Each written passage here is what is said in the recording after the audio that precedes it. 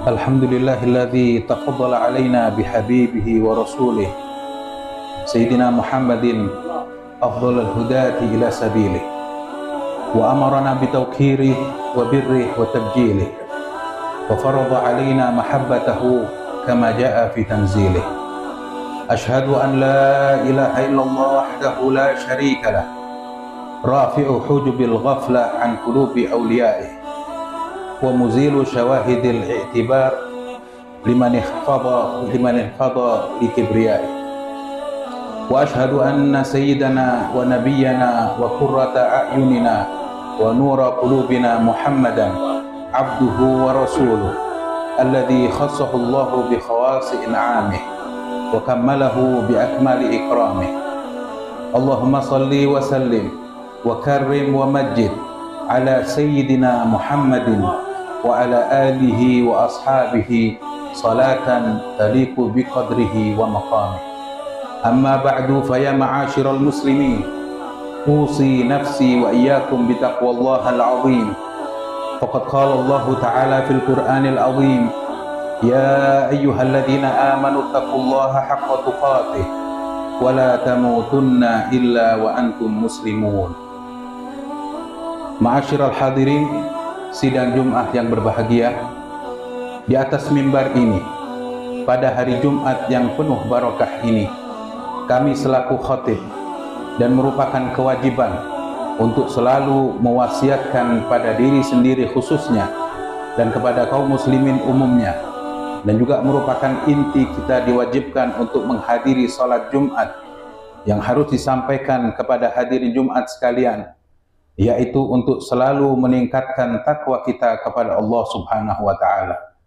Takwa dalam arti menjalankan semua perintah Allah Subhanahu wa ta'ala dan menjauhi segala larangannya secara zahir dan batin, dan mengagungkan Allah dan takut kepadanya agar kita mendapatkan ketakwaan hati yang sempurna.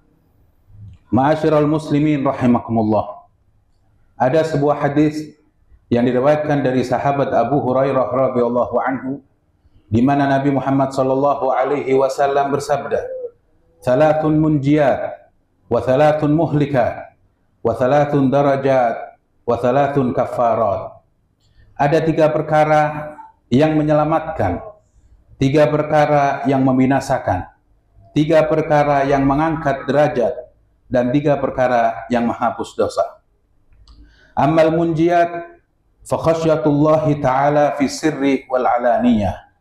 Adapun 3 perkara yang menyelamatkan, pertama adalah takut kepada Allah dalam keadaan tersembunyi dan terang-terangan.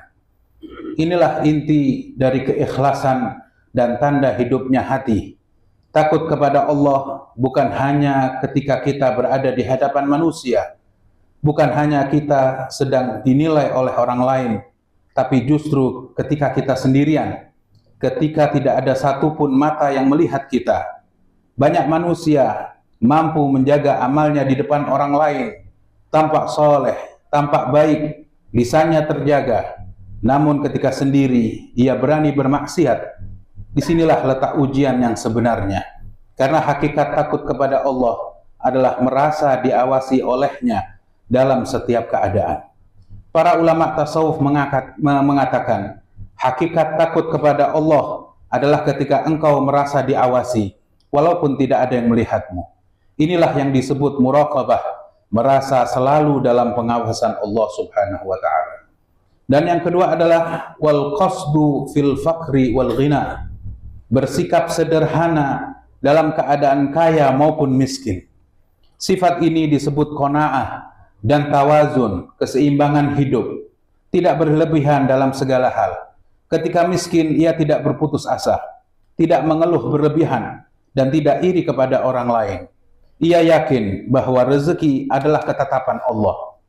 Dan ketika Allah memberinya kelapangan, ia tidak menjadi sombong dan tidak berlebih-lebihan dalam hidup, tidak tenggelam dalam kemewahan. Ia tetap rendah hati, tetap sederhana, dan tetap ingat bahwa semua itu hanyalah titipan. Banyak orang gagal dalam 2 kondisi ini. Ketika miskin ia gelisah, ketika kaya ia lalai. Padahal keselamatan justru pada keseimbangan hati. Sebagaimana Rasulullah menerangkan bahwa kekayaan yang hakiki bukanlah banyaknya harta, tetapi hati yang merasa cukup dengan apa yang Allah berikan. Orang yang sederhana dalam segala keadaan akan hidup tenang, tidak dikuasai dunia, dan tidak diperbudak oleh keinginan. Dan yang ketiga adalah wal adlu fir ridha wal ghadab. Bersikap adil dalam ridha maupun marah. Inilah salah satu ujian paling berat dalam kehidupan kita. Karena ketika hati dalam keadaan senang, kita cenderung memihak, dan ketika marah, kita cenderung berbuat zalim. Namun Islam mengajarkan bahwa keadilan tidak boleh dipengaruhi oleh perasaan, baik dalam keadaan cinta maupun benci, ridha maupun marah. Seorang muslim harus tetap adil. Allah Subhanahu wa taala memerintahkan prinsip keadilan dalam Isa agar kita tidak membiarkan kebencian kepada suatu kaum sehingga mendorong kita untuk berlaku tidak adil. Ketika marah kepada seseorang, jangan sampai kita melampaui batas. Jangan sampai lisan kita menyakiti, keputusan kita merugikan, atau sikap kita menjadi zalim. Sebaliknya, ketika kita mencintai seseorang, jangan sampai kita menutup mata dari kesalahannya hingga kita membenarkan yang salah. Inilah keadilan yang sejati, menempatkan sesuatu pada tempatnya tanpa dipengaruhi hawa nafsu. Ma'asyiral muslimin rahimakumullah. Wa amal muhlikatu fasyuhun syadid. Adapun 3 perkara yang membinasakan. Yang pertama adalah sifat kikir yang berlebihan. Kikir bukan sekedar tidak mau memberi, tetapi kondisi hati yang terlalu mencintai dunia hingga ia menahan hak orang lain. Ia merasa bahwa harta adalah miliknya sepenuhnya, padahal di dalamnya ada hak fakir miskin, ada hak kerabat, dan ada hak di jalan Allah. Orang yang kikir hidup dalam ketakutan, takut hartanya berkurang, takut miskin, takut kehilangan, padahal justru dengan memberi Allah menambah keberkahannya. Sebaliknya, dengan menahan Allah bisa mencabut ketenangan hidupnya. Allah Subhanahu wa taala memperingatkan dalam surat Al-Hasyr ayat 9, "Wa man yuqa syuhha nafsihi faulaika humul muflihun." Barang siapa yang dijaga dirinya dari kekikiran, maka itulah orang-orang yang beruntung. Kikir juga menutup pintu kebaikan. Orang yang kikir sulit bersedekah, sulit membantu, bahkan terkadang berat untuk berbuat baik dalam hal kecil sekalipun. Hatinya menjadi sempit, jauh dari kasih sayang. Para ulama menjelaskan bahwa kikir adalah salah satu akar dari banyak dosa, karena ia membuat seseorang lebih mencintai dunia daripada akhirat. Dan yang kedua adalah wahawan muttaba', hawa nafsu yang diikuti. Inilah penyakit yang sangat berbahaya, karena ia menjadikan hawa nafsu sebagai Tuhan yang diikuti. Apa yang diinginkan langsung dilakukan, tanpa mempertimbangkan halal dan haram, tanpa memikirkan akibat. Orang yang mengikuti hawa nafsu akan sulit menerima kebenaran. Ketika kebenaran tidak sesuai dengan keinginannya, ia menolak. Ketika larangan Allah bertentangan dengan kesenangannya, ia mengabaikannya. Hawa nafsu, jika tidak dikendalikan, akan menyeret manusia sedikit demi sedikit menuju kebinasaan. Awalnya ringan, lama-lama menjadi kebiasaan, lalu menjadi karakter. Dalam ajaran tasawuf, melawan hawa nafsu adalah jihad yang besar, karena musuh ini selalu ada dalam diri kita. Kita tidak pernah berhenti menggoda. Sebagaimana diisyaratkan dalam konsep mujahadin nafs, seseorang hamba harus terus berjuang menundukkan keinginannya agar selaras dengan perintah Allah.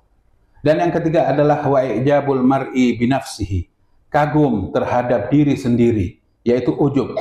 Ini adalah penyakit hati yang sangat halus dan sering tidak disadari. Seseorang merasa dirinya baik, merasa amalnya banyak, merasa ilmunya tinggi, dan tanpa sadar ia memandang rendah orang lain.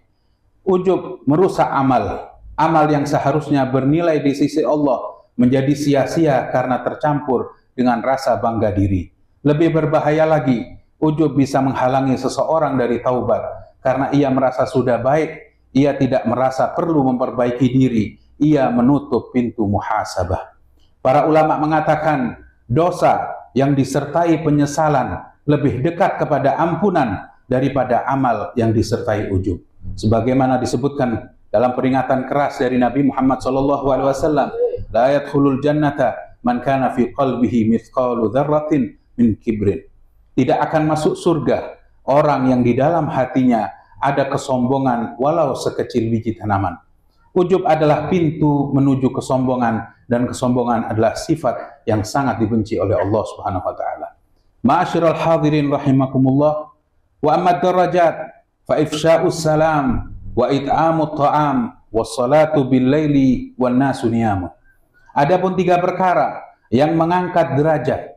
Pertama adalah menyebarkan salam. Menyebarkan salam adalah amalan yang ringan di lisan, namun sangat besar nilainya di sisi Allah. Ucapan salam bukan sekedar sapaan, tetapi doa keselamatan, rahmat, dan keberkahan bagi sesama muslim. Dengan salam tumbuh rasa cinta, hilang permusuhan, dan terjalin ukhuwah. Banyak perpecahan terjadi karena hilangnya adab yang sederhana ini.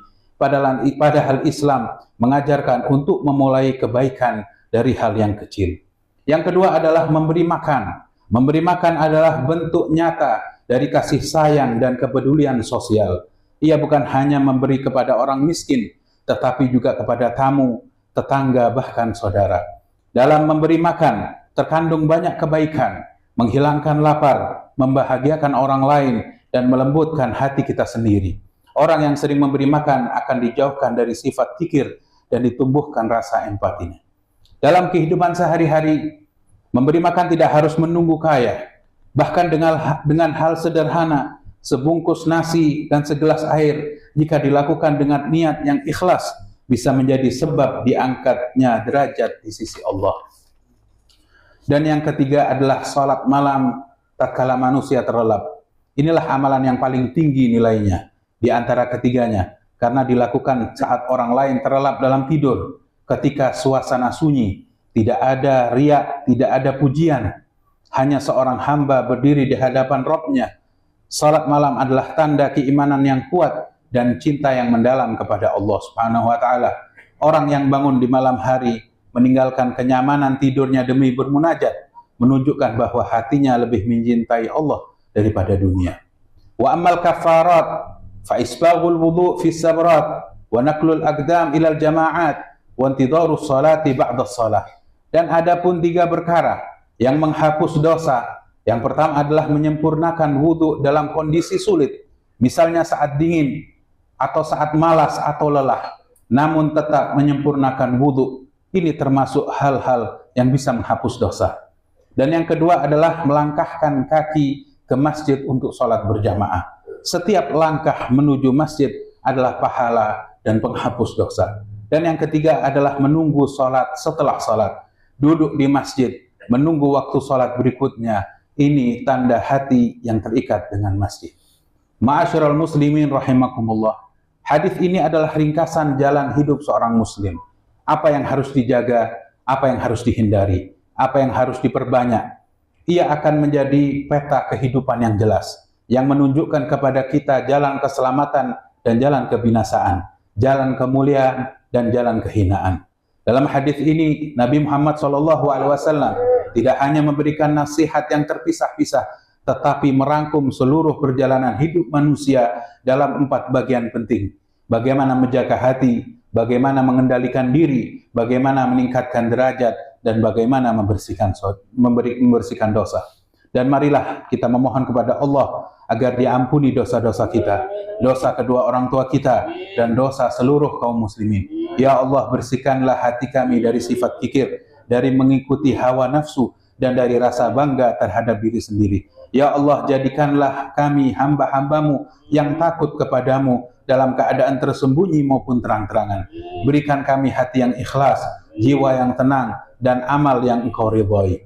Ya Allah, angkatlah derajat kami dengan amal-amal yang Engkau cintai. Jadikan kami termasuk orang-orang yang gemar menyebarkan salam, ringan dalam memberi, dan istiqamah dalam salat malam.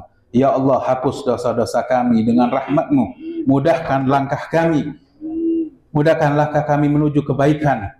Kuatkan kami dalam ibadah dan wafatkan kami dalam keadaan husnul khatimah. Ya Allah, berikanlah kami kebaikan di dunia dan kebaikan di akhirat, serta lindungilah kami dari siksa api neraka. Amin ya rabbal alamin. Inna ahsanal kalam kalamullahil malikil alam. Wallahu subhanahu wa ta'ala yaqul wa biqawli yahtadil muhtadun. Wa idza quri'al qur'anu fastami'u lahu wa ansitu la'allakum turhamun. A'udzu billahi minasyaitonir rajim. Bismillahirrahmanirrahim. Wal 'ashr innal insana lafi khusr illa alladhina amanu wa 'amilus solihat wa tawashaw bil haqqi wa tawashaw bis sabr. Barakallahu li wa lakum fil Qur'anil 'azim wa nafa'ani wa iyyakum bima fihi minal ayati wa dzikril hakim wa taqabbala minni wa minkum tilawatahu innahu huwas samiul 'alim. Aqulu qawli hadza wa astaghfirullahal 'azim li wa lakum wa li sa'iril muslimin fastaghfiruhu min kulli dhanb innahu huwal ghafurur rahim.